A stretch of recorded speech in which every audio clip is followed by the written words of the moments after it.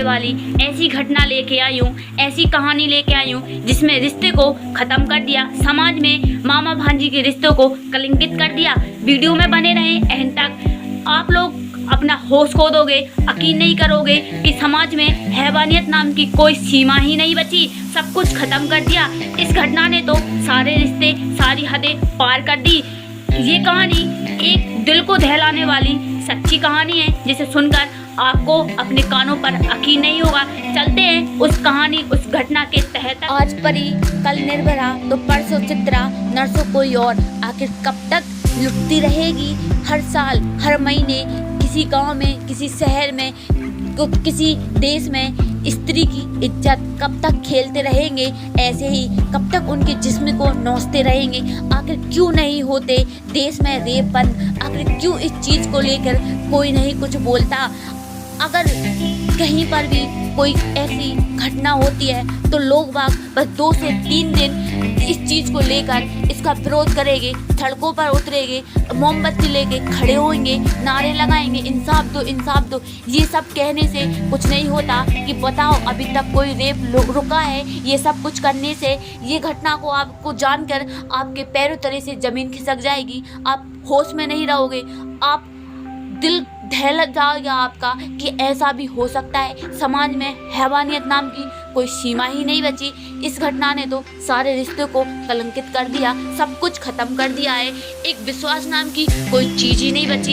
इसको देखकर लोग बाग किसी भी रिश्ते पर विश्वास नहीं करेगा, क्योंकि समाज में, क्योंकि दुनिया में ऐसा भी हो रहा है। मात्र 7 साल की लड़की के साथ में ऐसा हुआ कि अपने ही मामा ने उसके साथ में कर दिया गलत काम। ये सारी कहानी सुनकर आप लोग यकीन नहीं करोगे कि ऐसा भी हो रहा है अपने देश, अपने समाज में, अपने ही अंदर। अपन को इन चीज़ से अपन बेखबर है। अगर आप ऐसी ही घटना को जानना चाहते हो देश विदेश की, तो मेरे चैनल से जुड़ जाएं। ये घटना है राजस्थान के शहर के एक नकोर गांव की, जहां पर 20 दिसंबर को एक आरोपी दिनेश जाट ने अपनी मुंह भोली बहन की बच्ची के साथ में ऐसा काम किया। ऐसा करने से पहले उसने कुछ भी नहीं सोचा।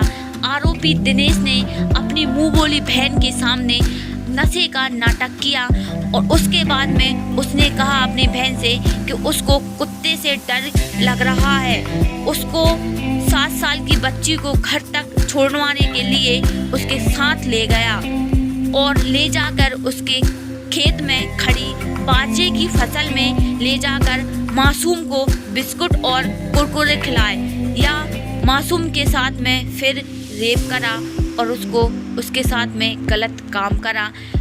आरोपी को डर था कि कहीं मेरी पोल ना खुल जाए। इसके डर से उसने बेरहमी से उस मासूम, उस परी जैसी बिटिया का हत्या कर दी। ये सब देखकर, सुनकर हर इंसान किसी भी रिश्ते पर विश्वास नहीं करेगा। इसने भाई बहन के, मामा भांजी के हर रिश्ते को समाज में, देश में कलंकित कर दिया। ऐसे लोगों को सरेआम मार देना चाहिए, पर ऐसा नहीं होता है। इस काम पे भी काफ़ी सोच विचार होते हैं। आखिर कब तक लुटेगी इज्जत, कब तक नोचेगी हर लड़की, कब तक दर्द सहेगी?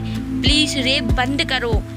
उससे पूछो, उसकी माँ से पूछो किस तरह उसने उस मासूम को जन्म दिया।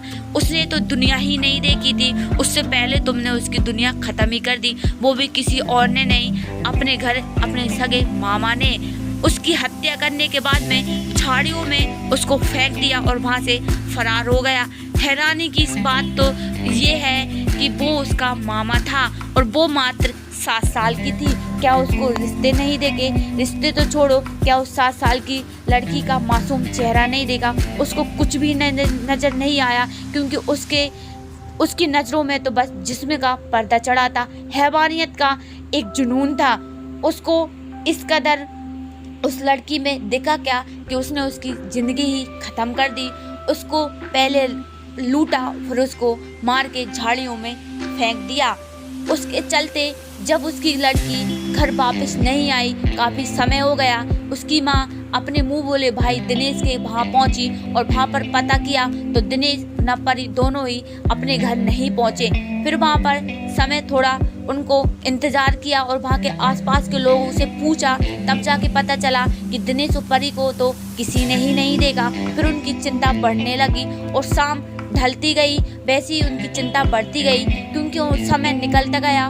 पर उसके बाद भी ये दोनों घर पर नहीं पहुँचे, तो वहाँ के आसपास के लोगों ने मिलकर वहाँ पर छानबीन की, वहाँ पर देखा, पर परी और दिनेश का कोई भी पता नहीं चला।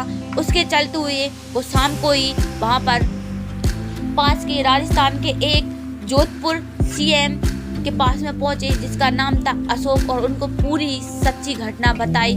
उसके साथ पुलिस तुरंत उस घटना स्थल पर पहुंची और वहां पर छानबीन करी। कुछ गांव के लोगों ने मिलकर और उसके परिवार के और पुलिस ने आसपास के सारे खेत में छानबीन करी। छानबीन करने के बाद में बड़ी मुश्किल से बाजरे की झाड़ियों से ढकी हुई परी की लाश को प्राप्त किया। उसको देखकर वहाँ के लोगों के पैरों तले से जमीन खिसक गई कि मासूम परी के साथ में ये हो क्या गया।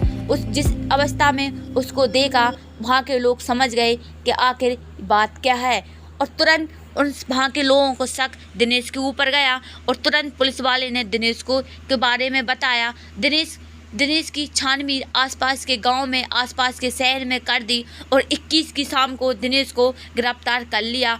उसकी कड़ी पूछताछ के बाद में करीबन 2 से 3 घंटे बाद दिनेश ने अपना जुर्म कबूल किया और पूरी घटना को कोर्ट में ले जाया गया और तुरंत ही कोर्ट ने अपना फैसला सुनाया। 7 दिसंबर को आरोपी को फांसी की सज़ा सुनाई दी और जज ने कहा कि ये समाज के लिए एक कलंक है।